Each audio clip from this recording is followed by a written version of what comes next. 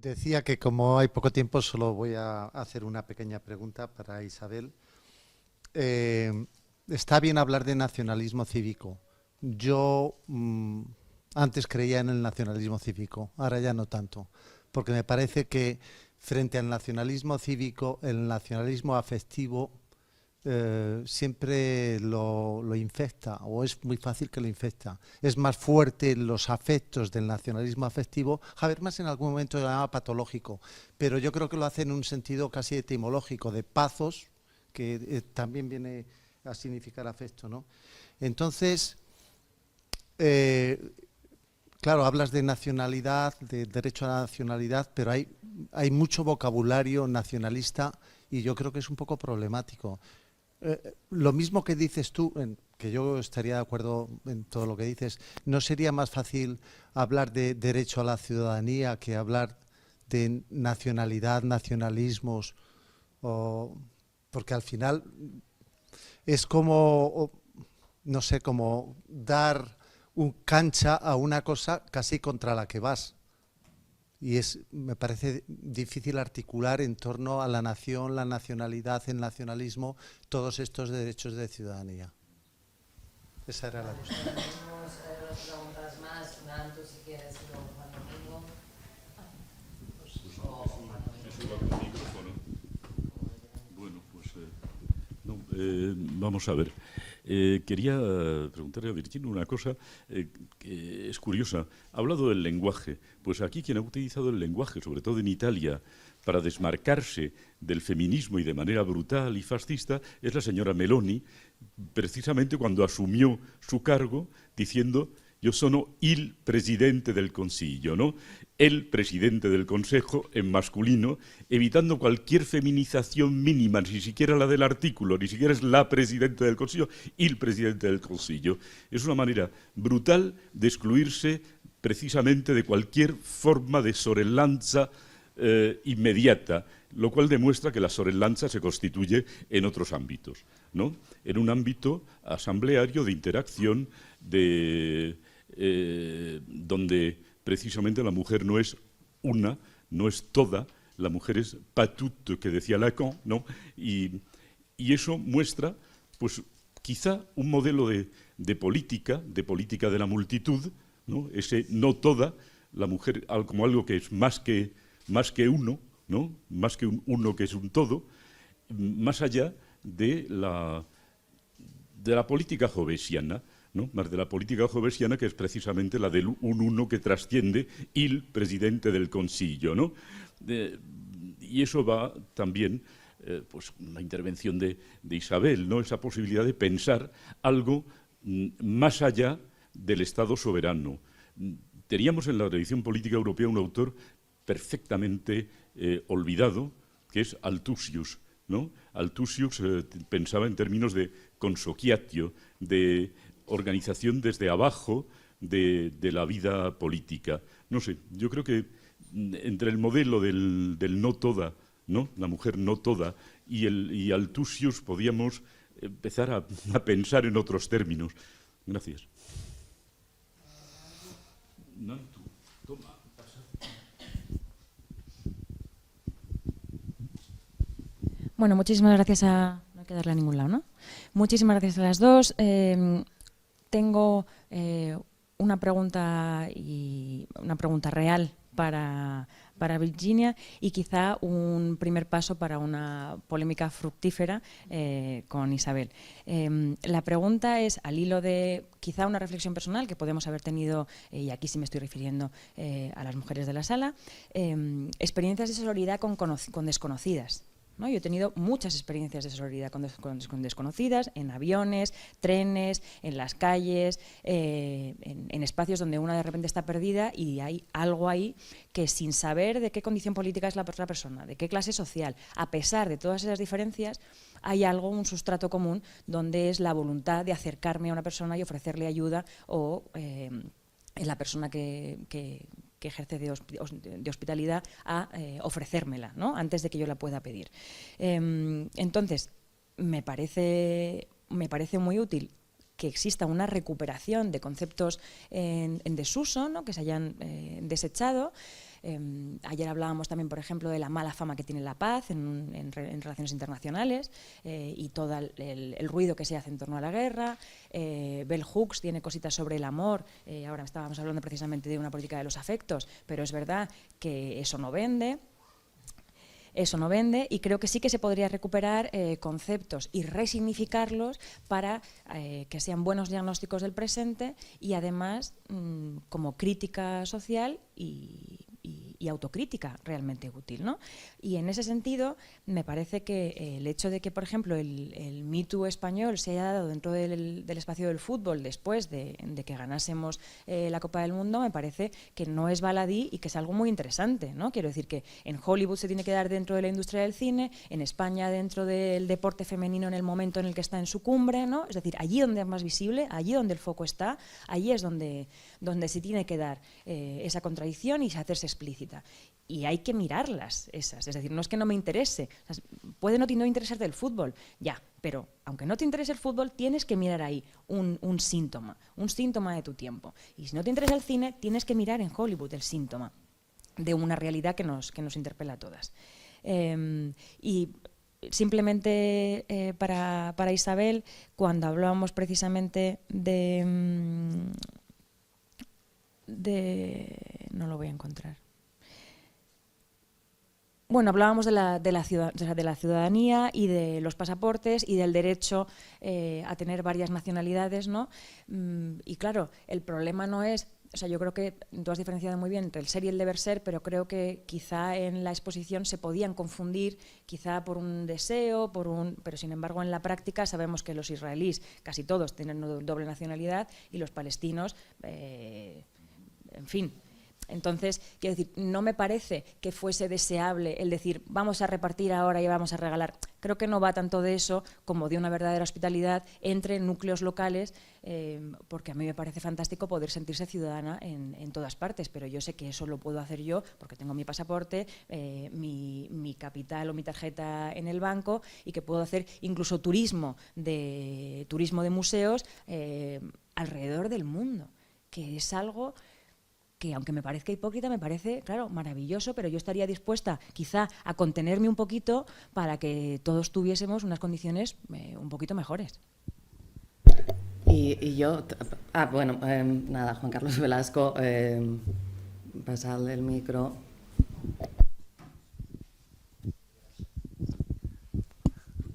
Bueno, muy brevemente una pregunta para Isabel, que me ha gustado mucho tu conferencia y también la de Virginia, y quería preguntarte en relación al término nacionalidad con el tema de este congreso que es frontera.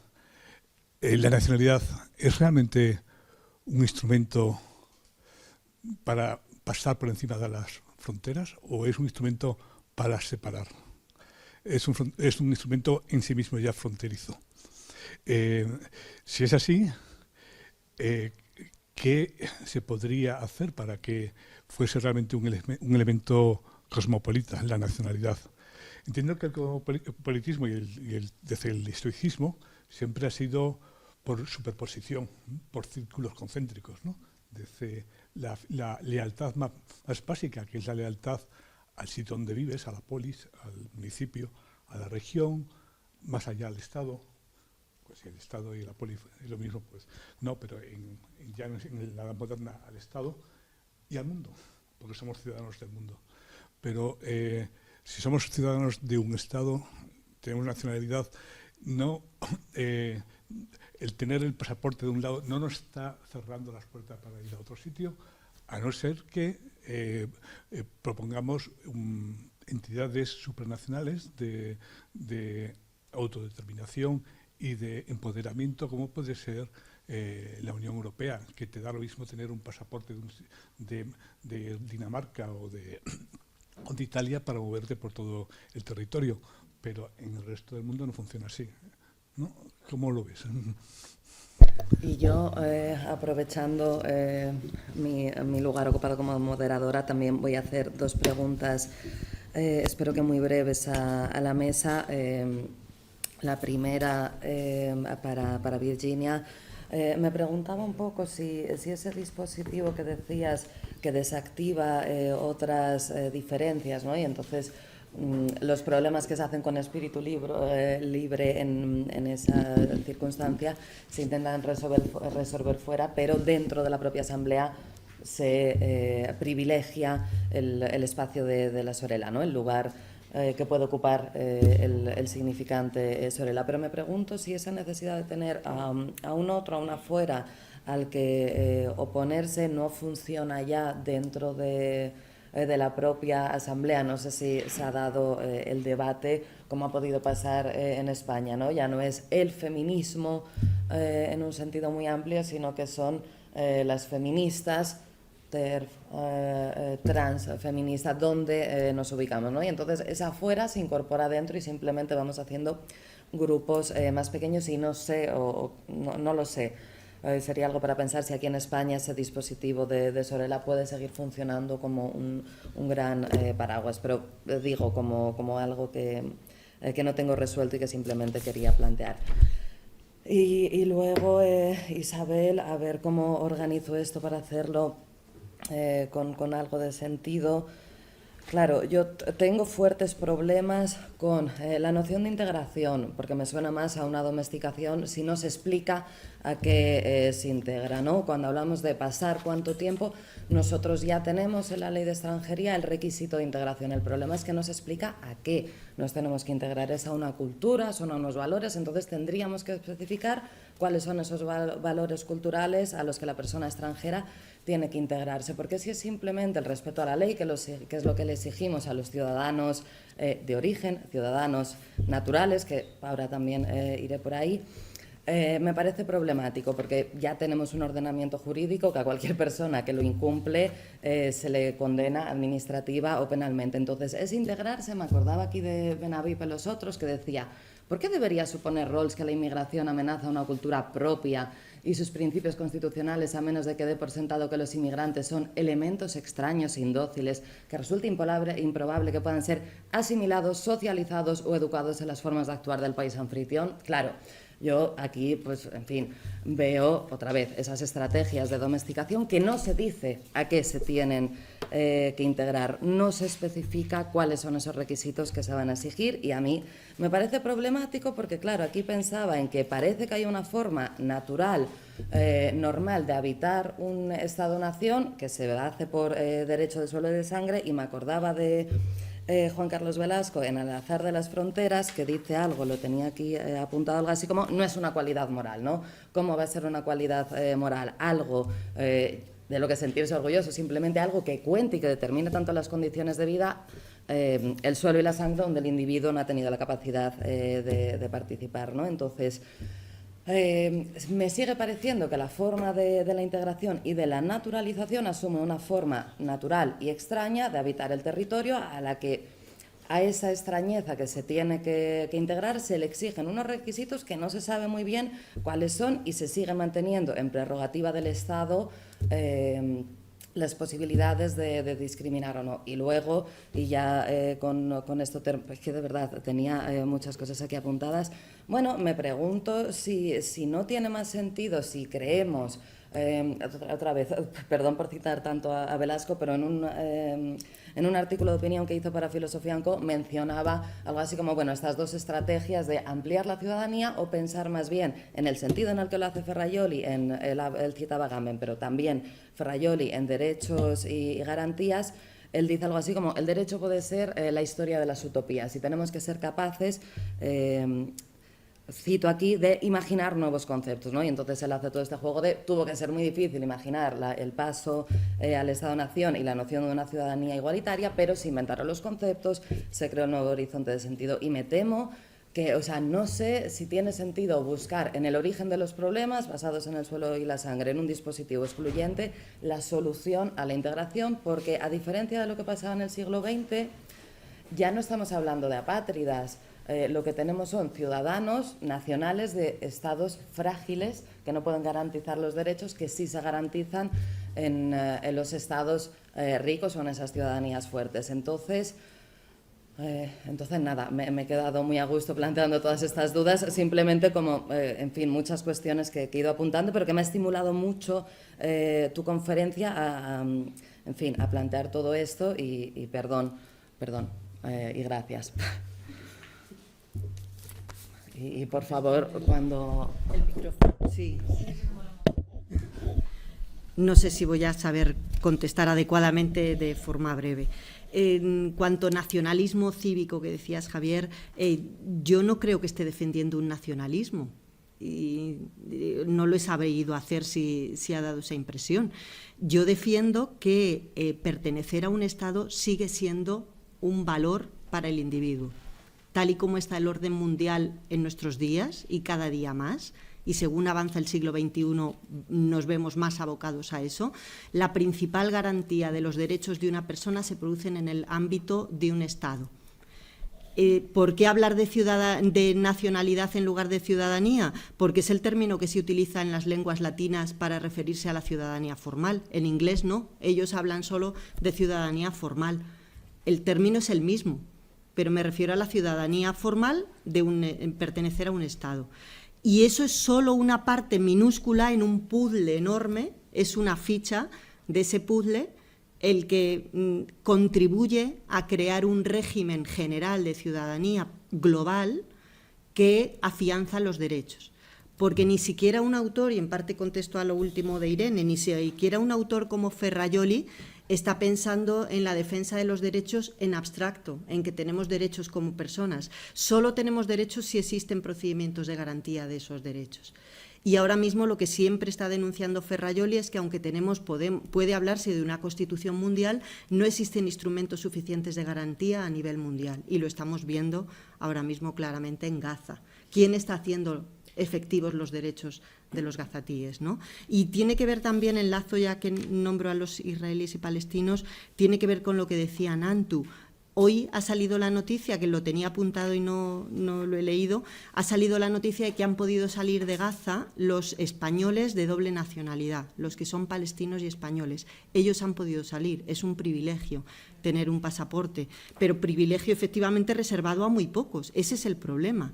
La doble nacionalidad está muy mal regulada en nuestro ordenamiento jurídico, muy restrictiva, porque solo hay doble nacionalidad prácticamente con las excolonias. Prácticamente, y ese es un criterio muy excluyente. La doble nacionalidad tiene que depender de los vínculos efectivos. El criterio al final es el vínculo efectivo con quién estamos realmente vinculados.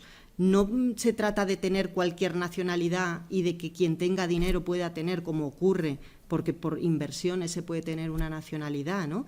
Y no se trata de tener cualquier nacionalidad, sino al revés.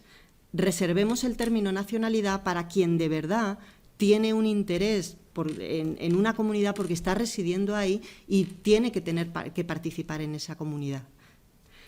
La pregunta de Juan Domingo, que lo vinculaba con la pregunta que le hacía a Virginia, efectivamente también mi planteamiento está dentro de un marco que tiene mucho que ver con la filosofía, aunque sea difícil verlo en apariencia, pero yo lo llevo en mi mente, tiene mucho que ver con un modelo de justicia global que no se concibe como estructuras globales que creo que difícilmente van a poder actuar de forma legítima y de forma eficaz, sino una globalización desde abajo. Empezar por la globalización con solidaridades ampliadas.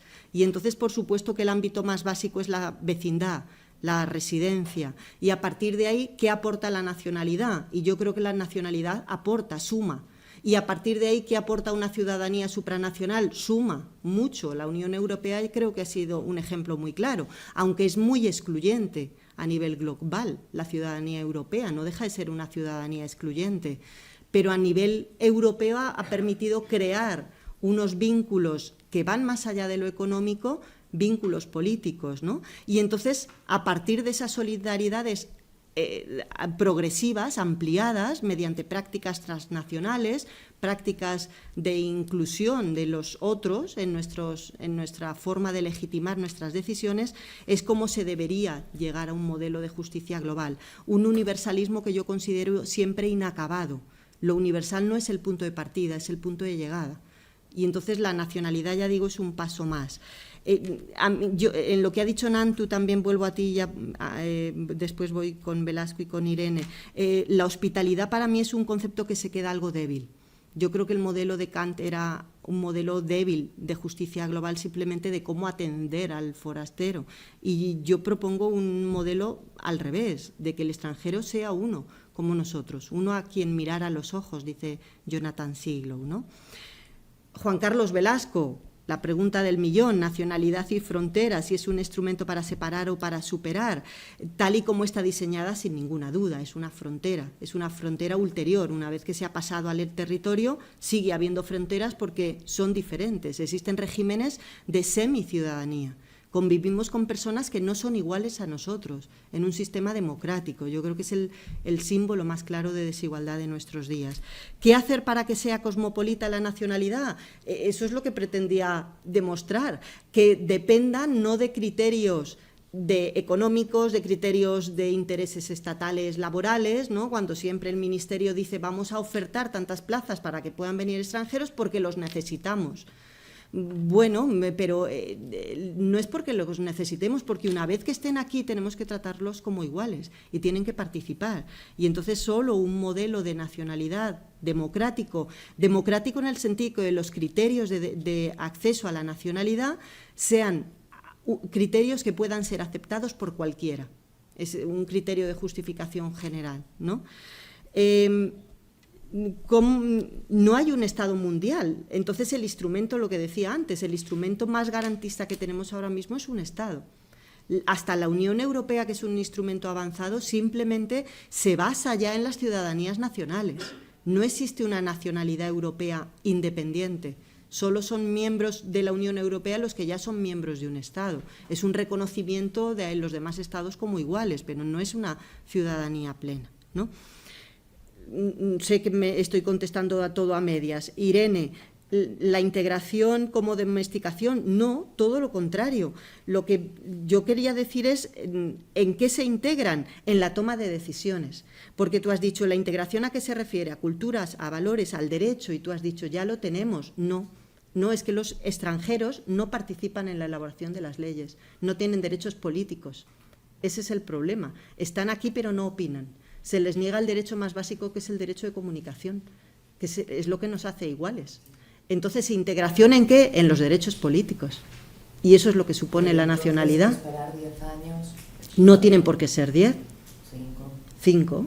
Claro, pero nosotros lo que tenemos ahora es que para las excolonias son 2 años también por un presupuesto de mayor integrabilidad, que es lo que a mí me genera mucho, Sí, no, pero lo que se puede hacer es una crítica a la regulación que tenemos. Debería, y además tampoco lo he dicho, la nacionalidad y el acceso a la nacionalidad tendría que estar regulado en la Constitución, no en el derecho civil o el derecho administrativo como está ahora mismo. En la Constitución se tendrían que fijar las condiciones mínimas. Y la integración política, es a lo que me refiero, y ese es el peligro. Claro, ahí podríamos entrar a debatir, que no hay tiempo, cómo tendrían que ser los test para integrar. No un test de cultura, indudablemente, que además discrimina a los peor situados. Hay una sentencia importante del Supremo donde dice que ciertas mujeres marroquíes no pudieron acceder a la nacionalidad, que sí que accedieron sus maridos, porque no tenían cultura suficiente para poder pasar ese test. Entonces no puede depender un test de una cultura que a lo mejor, ¿no? Siempre los juristas hacemos los test esos que hacen de nacionalidad y no sé si los pasaríamos todos los que somos españoles y estamos en esta sala, ¿no? Bueno, no lo sé, he contestado muy rápido más o menos. Bueno, en primer lugar, gracias por todas estas preguntas. Voy a contestar un poco random, como es habitual en mí. Me interesaron mucho todas vuestras, las considero más que pregunta como aportaciones de lugares que están todavía por explorar, pero tentativamente. La política de la multitud es uno de los elementos más interesantes bajo mi punto de vista del pensamiento negriano y del pensamiento de la diferencia italiana de los últimos 20 años. O sea, de hecho es un concepto que ha retomado Bifo, que han retomado una constelación de autores que intentan pensar más allá del Estado y intentan pensar en cuáles son las condiciones que permiten en un universo plural la unión de todas las singularidades, ¿no? Y mi proyecto de investigación, precisamente en Bologna, con Mezzadra, que es... bueno, no quiere, pero fundamentalmente es muy próximo a Negri en muchas de las formulaciones, especialmente respecto a la cuestión de la autonomía de la migración.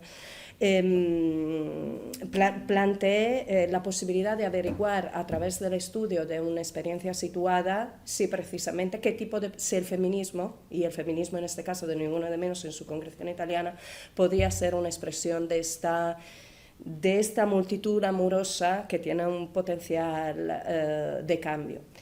Entonces sí, me parece muy, muy pertinente lo que dices. Respecto a Meloni, la verdad que a pesar de mí misma sigo los debates sobre la cuestión Meloni, sobre su decir tengo el falo, muy, muy de cerca, porque es uno de los temas candentes que constantemente se ponen sobre la mesa en la propia Asamblea. Entonces es inevitable que sea como un elemento que hace de contraltar frente a estas voluntades e imaginarios utópicos, amorosos que la Asamblea pretende construir, ¿no? O sea, una voluntad de organización desde abajo, pero también más allá del Estado, y también con este carácter de ambivalencia, la posibilidad de construir en una proyección imaginífica una cercanía con todas aquellas mujeres con las que yo no tengo contacto, o sea, desde una empatía que trasciende la experiencia del cuerpo que siente, ¿no? Y a la vez la experiencia del asemblaje afectivo que es la asamblea como conjunto de cuerpos que se van subjetivando a través de la práctica. Mi tercera viñeta lo que pretende mostrar es precisamente cómo se unen estas dos dimensiones, que no tienen que ver solo con el concepto, sino con este concepto genera un despliegue afectivo que permite unir las singularidades, pero en esta unión no hay una cancelación de la otra, no hay una asimilación de la otra. Es una otra que resuena conmigo, con la que tengo constantemente que negociar. Y por una cuestión que yo creo tiene que ver con cierta paranoia hermenéutica, que decía Sedgwick, tenemos la tendencia a pensar que lo absolutamente bueno es aquello que está cerrado, comprimido, cristalizado. La Asamblea no es un lugar de cristalización, sino momentáneo, temporáneo, ¿no? En una temporalidad que, por otro lado, puede ser breve, ni una de menos dura, ¿no? Arrastra un cansancio ya importante en todos sus militantes y en todos sus intentos de movilizar las mujeres en las plazas, las mujeres y los hombres, ¿no?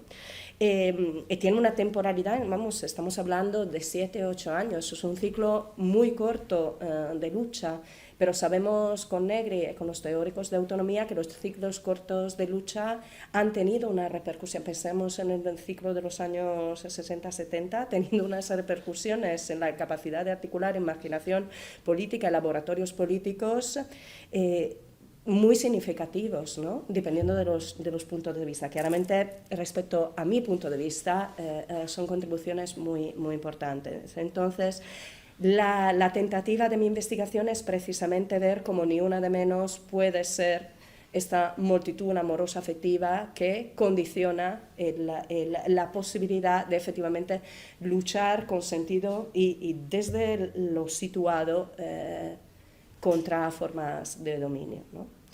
Y por otro lado, me parece también muy interesante la aportación que me hace Nantu acerca del objeto, ¿no? Yo la interpreto como ¿por qué elijo este objeto? Hay distintas razones, ¿no? ¿Por qué elijo este colectivo en particular? ¿Por qué elijo formas de militancia? ¿Y por qué elijo formas de militancia transfeminista cuando podría estar estudiando otras cosas?